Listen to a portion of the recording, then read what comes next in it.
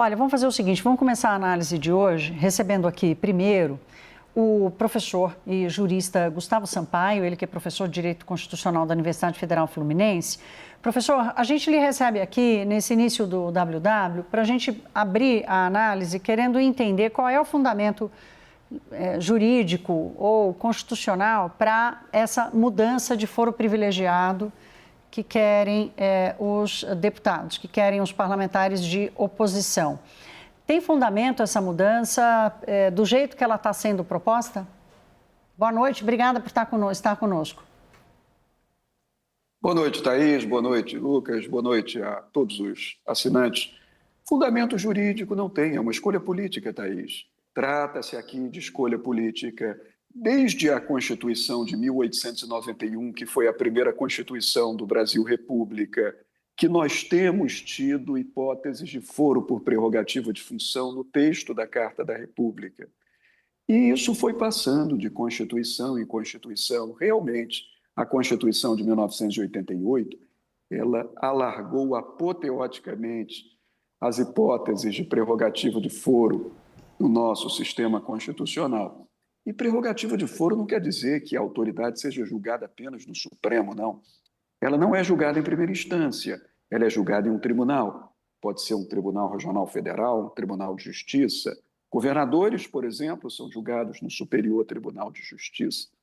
Mas a nossa Constituição estabeleceu que o presidente da República, deputados federais, senadores, o Procurador-Geral da República, ministros do próprio Supremo Tribunal Federal, ministros dos tribunais superiores, do Tribunal de Contas da União, ministros de Estado, Thaís, e os chefes de missão diplomática de caráter permanente, esses todos são julgados no Supremo Tribunal Federal em prerrogativa de foro.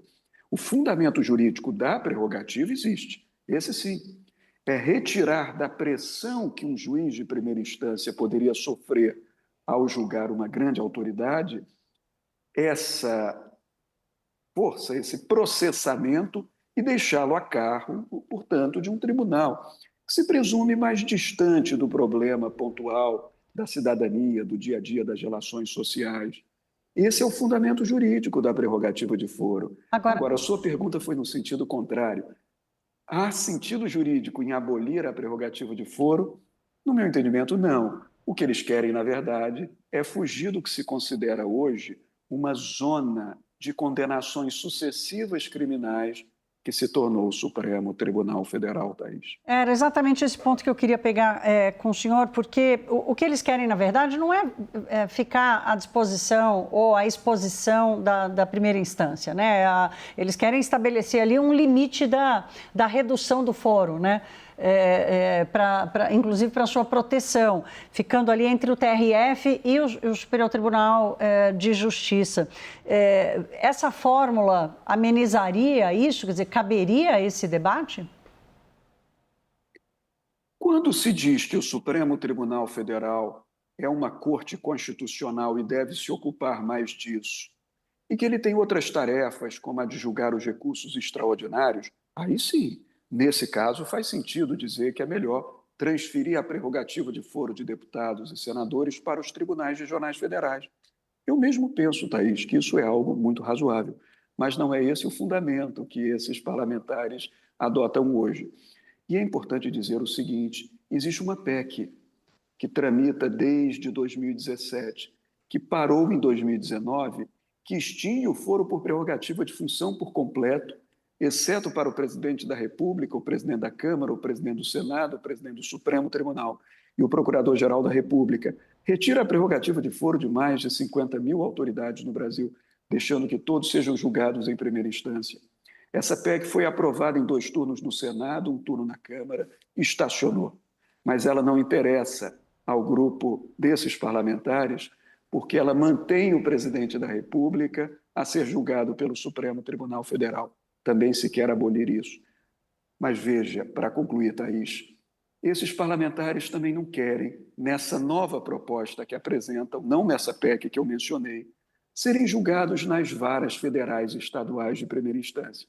Então, eles estão buscando estabelecer prerrogativa de foro nos tribunais regionais federais, que são os tribunais de segunda instância da Justiça Federal Comum, com uma possibilidade de recurso ao Superior Tribunal de Justiça, não ao Supremo Tribunal, para garantir um duplo grau de jurisdição.